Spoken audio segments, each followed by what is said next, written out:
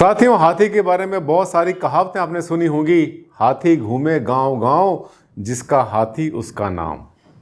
और हाथी को जो है भगवान श्री गणेश जी के साथ भी जोड़कर देखा जाता है, क्योंकि विलक्षण बुद्धि, तेज प्रतिभा, बहुत बड़ी शक्ति, दूर की सोच और इसके साथ साथ एक पॉजिटिव एनर्जी का भंडार, ये है किसी भी हाथी के बारे में बताया गया। आज हम बात करेंगे वास्तुशास्त्र के दृष्टिकोण से हाथी कैसा होना चाहिए, किस चीज का बना होना चाहिए, उसकी सूंड ऊपर होनी चाहिए या नीचे होनी चाहिए। क्योंकि सूंड को लेकर बहुत सारे सवाल मेरे पास आए। मेरे एक चाहने वाले ने कहा, सर इसकी सूंड के बारे में बहुत ज़्यादा समस्या आ रही है, मैं हाथी को लाना चाहता हूं, घर में छोटा सा शो पीस लाना चाहता हूं, पत्थर का बना हुआ, सर लाऊं या ना लाऊं, मेरी समस्या का समाधान मुझे दें। आज का वीडियो हाथी के उन सभी पहलुओं के बारे में आपको बताएगा जितने आपके मन में आ सकते हैं। हर पॉसिबिलिटी का आपको देगा समाधान। डॉक्टर आनंद भारद्वाज, वास्तुशास्त्र के एनसाइक्लोपीडिया। नमस्कार साथियों, बहुत बहुत स्वागत, बहुत बहुत हार्दिक अभिनंदन आप सबका मेरे इस चैनल पर। आज हम बात करने वाले हैं हाथी के बारे में। मैं हूं डॉक्टर आनंद भारद्वाज, आपका जाना पहचाना वास्तु कंसल्टेंट। हमेशा लाता हूं आपके लिए बिल्कुल ताज़ा तरीन नए नए टॉपिक। आज हम बताएंगे आपको हाथी के बारे में। घर में हाथी के शो पीस आपने बहुत बार देखे होंगे। और आपको बताएं एक बात, हाथी एक ऐसा एनिमल है जो 100% वेजिटेरियन है। बहुत कम ये गुण पाया जाता है। बहुत सारे एनिमल्स ऐसे होते हैं जो वेजिटेरियन तो हैं लेकिन नॉनवेज भी खा लेते हैं, लेकिन बहुत कम ऐसे मिलेंगे आपको जो कि प्योर वेजिटेरियन होते हैं, शुद्ध होते हैं, शाकाहारी होते हैं और शक्ति का प्रतीक होते हैं, हमेशा पॉजिटिविटी क्रिएट करते हैं। इसीलिए आपने मंदिरों में हमेशा देखे होंगे हाथी के पोज, हाथी की मूर्ति, दरवाजे के सामने अंदर भगवती लक्ष्मी जी के साथ भी आपने देखे हैं हाथी। आज हम बात कर रहे हैं हाथी के विभिन्न पोजेस के बारे में। और आप देख रहे हैं सजाने के लिए जो शो पीस होते हैं उसकी सूंड ऊपर या नीचे। सबसे बड़ा सवाल, यक्ष प्रश्न यही है। आइए लेके चलते हैं श्री गणेश। आपने देखा है गणेश जी की जो प्रतिमा होती है, मूर्ति होती है, उनकी फोटो होती है, तो उसमें भी गणेश जी की का ही एक रूप होता है, गणेश जी का रूप। और उसमें जो है हाथी के जो एलिफेंट्स के होते हैं वो सब के सब उसमें गुण पाए जाते हैं। उसी तरह से सूंड, उसी तरह से उनका ईयर, सब कुछ वही दिखाया जाता है, वही पाया जाता है। एक लंबी अंतर कथा है उसके बारे में। यानी शुभता का प्रतीक। हमेशा कोई भी कार्य शुरू होता है, शुभ कार्य शुरू होने से पहले हमेशा जो है श्री गणेश वंदना की जाती है। इसके बाद देखिए क्या क्या हम रख सकते हैं। डेकोरेटिव पीस हमारे घर में हो सकते हैं बहुत सारे। आप जाते हैं मेलों में घूमने के लिए, मार्केट में, हाट पर जाते हैं और वहाँ से आपको समझ नहीं पाते कि मैं कौन सा शो पीस लेकर आऊँ हाथी का। पहली बात तो ये है, सबसे पहले आप मन से ये निकालो कि हाथी के साथ में कोई अशुभ बात जुड़ी हुई है, कुछ भी नहीं है। है तो शुभ, शुभ और केवल शुभ, अच्छा और अच्छा और अच्छा। आयु का प्रतीक, शक्ति का प्रतीक, सौम्यता का प्रतीक, परिवार का प्रतीक, कितने सारे प्रतीक इसके साथ हैं। हमेशा लाएगा पॉजिटिविटी। रखिए अपने घर में, शो पीस के रूप में रखिए, ड्राइंग रूम में रखिए, इवन बेडरूम में भी रख सकते हैं इसको आप। एक ऐसा शो पीस जो बेडरूम में रखने में कोई समस्या नहीं बल्कि पॉजिटिविटी लाता है, हस्बैंड वाइफ के लिए भी साथ में। ये वुड का बना हो सकता है, लकड़ी का हो सकता है, पत्थर का भी बना अपना घर में यूज़ कर सकते हैं। जितना सुंदर आपको लगता है, एक नज़र में आपको ये होना चाहिए कि आपको अपील करे। वास्तु का एक ही सिद्धांत है, जो चीज़ आपको पॉजिटिव एनर्जी देती है वो आपको 1 सेकंड में दे देती है, बताती है। आपके सामने बहुत सारे शोपीस पड़े हुए हैं तरह तरह के, नज़र एक बार जाके टिकती है जिसके ऊपर, वही होती है चीज़ पॉजिटिव।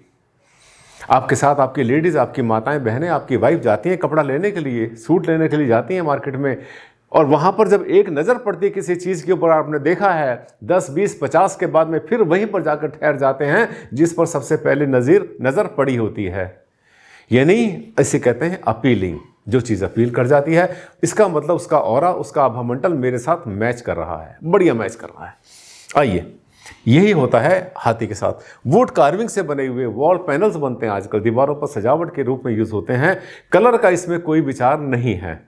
इसमें यह विचार नहीं कि काला, पीला, हरा, नीला, ऐसा कोई दिक्कत नहीं है। हर कलर को यूज़ कर सकते हैं आप हाथी के साथ में। कोई ऐसा कलर के साथ में बंधन नहीं। हाथी तो खुद ही काले रंग का होता है, आपने देखा है ना, ग्रे होता है, डार्क ग्रे कलर होता है इसका। और हाथी के बहुत सारे कलर और भी होते हैं, वाइट भी होता है हाथी। कोई बहुत महंगी चीज़ होती है तो कहते हैं कि ये तो वाइट एलिफेंट है। यानी किसी चीज़ की मेंटेनेंस बहुत ज़्यादा करनी, बहुत ज़्यादा कीमती होना, बहुत ज़्यादा अपर लेवल का होना, इसको भी वाइट एलिफेंट कहा जाता है, यानी शुभ। आगे चलते हैं। आपने देखा है कि लाख दाने के बने हुए, लाख के बने हुए भी आपने शोपीस देखे हुए हैं, और भी ऐसे बहुत सारे मेटेरियल होते हैं जिनके ऊपर कोई जड़ाऊ काम होता है। आप मेरे पीछे देख रहे हैं, ये लाख से बना हुआ है।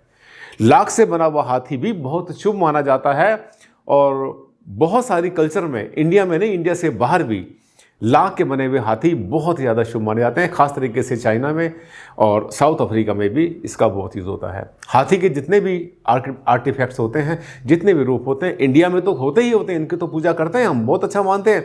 बहुत सारे कंट्रीज़ में, कम से कम 30-40 कंट्री में जहाँ पर मैं जाता हूँ, मैंने अक्सर बहुत सारे कंट्रीज़ के अंदर 1-2 को छोड़कर वहाँ मैंने एलिफेंट को, हाथी को वहाँ पर पोज के रूप में दरवाजे के सामने, गेट के पास में या एंट्रेंस के ऊपर, यहाँ तक कि अपने ड्राइंग रूम में सजाया हुआ देखा है। तो कोई विचार नहीं, इसके पीछे कोई भी नेगेटिविटी नहीं है।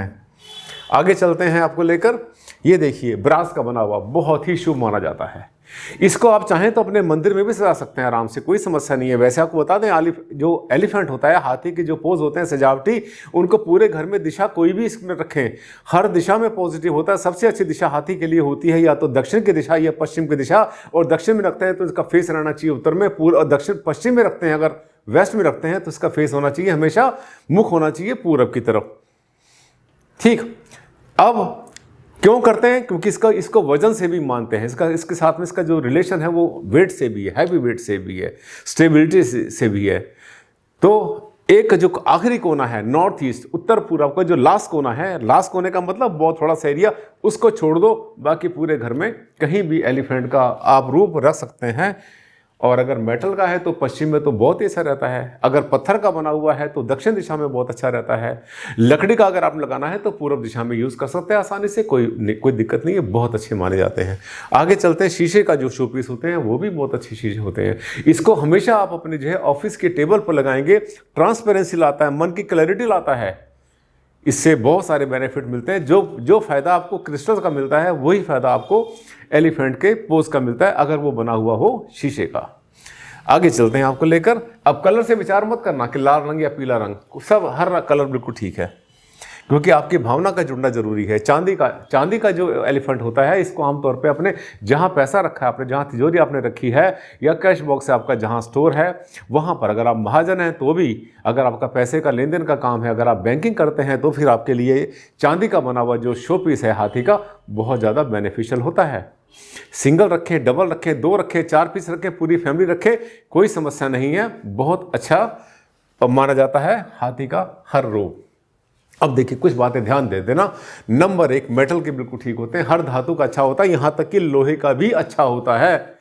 कुछ लोहे ऐसे होते हैं, कुछ आयरन के बने हुए होते हैं, जो कि आमतौर के ऊपर बहुत से ट्राइब्स बनाती हैं, जनजातियाँ बनाती हैं, और बहुत से हमारी जो आर्टिफैक्ट्स होते हैं उसमें भी बनते हैं, कोई समस्या नहीं है। ब्रास का हो सकता है, यहाँ तक कि लोहे का भी यूज़ कर सकते हैं आसानी से, कोई दिक्कत नहीं है, कोई समस्या नहीं। हर मेटल में ठीक होता है। मिश्र धातु में बहुत अच्छा होता है, जिसे अलॉयज कहते हैं हम, बहुत अच्छे रहते हैं। इसके बाद स्टोन के अंदर, पत्थर के अंदर बने हुए तरह तरह की कार्विंग होती है, इनले का काम होता है, बहुत ज़बरदस्त। ये जितनी भी चीज़ें हैं सबके सब पॉजिटिविटी क्रिएट करने वाली। लकड़ी का हो सकता है, लेकिन प्लास्टिक को थोड़ा सा अवॉइड करना चाहिए, टॉक्सिक मेटल होता है। और जब क्रैक हो जाए, कहीं से टूट जाए, खास तरीके से एलिफेंट के साथ क्या समस्या होती है, जो पत्थर के बने होते हैं, शीशे के बने होते हैं, उनमें कई बार क्रैक आते हैं, बहुत बार सूंड टूट जाती है या उसकी लेग टूट जाती है, उसको तुरंत जो है आप रिप्लेस कर दें, उसको टूटे हुए पीस को घर में यूज़ ना करें।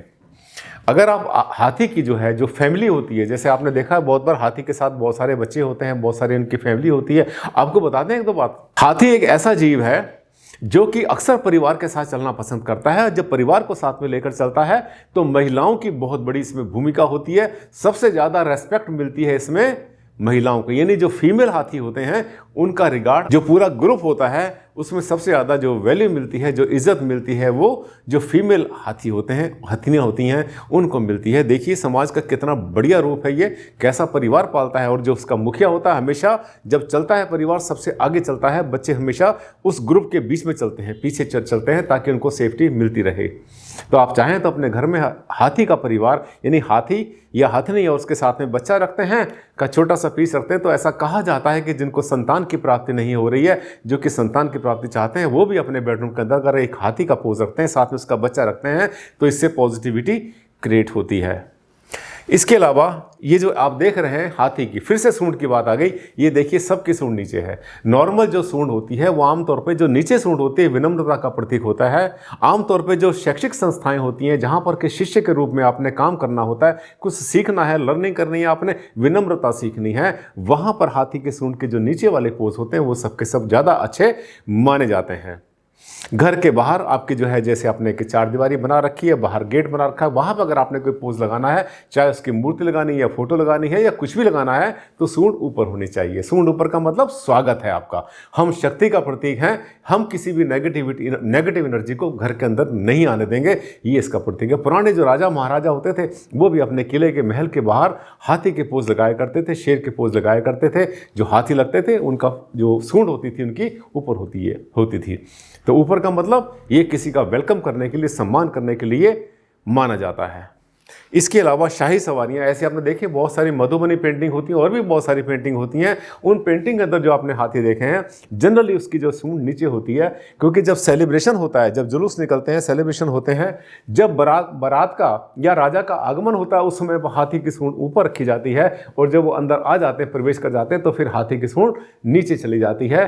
तो ये जो है सूंड के बारे में मुझे लगता है कि मैंने आपको काफ़ी कुछ बता दिया।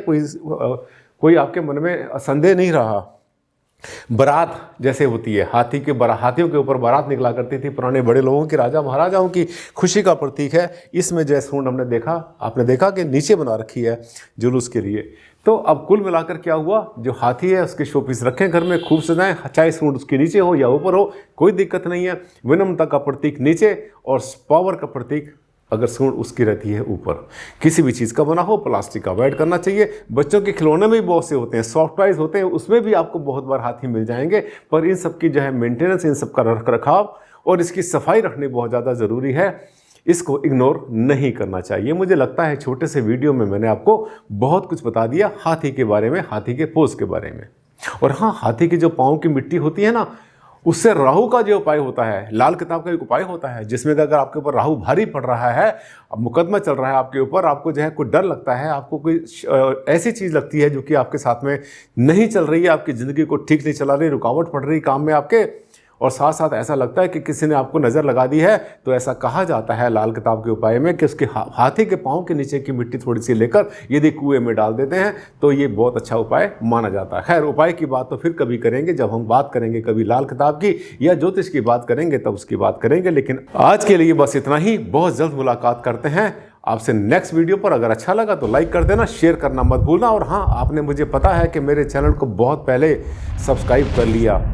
ये जो है ये भी एक रुतबा होता है कि आनंद भारद्वाज जी के चैनल को सब्सक्राइब सबसे पहले मैंने किया था। मैं 4 साल से मैंने सब्सक्राइब किया हुआ है, मैंने 2 साल से किया हुआ है। ये भी एक बहुत बड़ी पहचान मेरे साथ आपकी बनती है। मुझे पता है आपकी अपनी पहचान भी है। इस पहचान को कायम रखें और जो रह गए जिन्होंने अब तक सब्सक्राइब नहीं किया था मेरे चैनल को, अभी कर लें, तुरंत कर लें। अगला वीडियो एक बहुत ज़बरदस्त टॉपिक लेकर आने वाला है कल इसी समय। तब तक के लिए दिया मुझे विदा। नमस्कार, धन्यवाद। साथियों, आपने मेरे चैनल को करना है सब्सक्राइब। कितना आसान तरीका है, देखिए मेरे हर वीडियो के इस कोने पर आपको दिखाई देगा एक रेड कलर का बटन, उसको आपने क्लिक किया, करते ही जो मेरा वीडियो आएगा उसके ऊपर देखिए ब्लैक कलर से लिखा हुआ सब्सक्राइब। ये इधर भी हो सकता है और वीडियो के नीचे हो सकता है। आपने जैसे ही इसके ऊपर आपने क्लिक किया, हो गया। कितना आसान था। आज कर लो, अभी कर लो।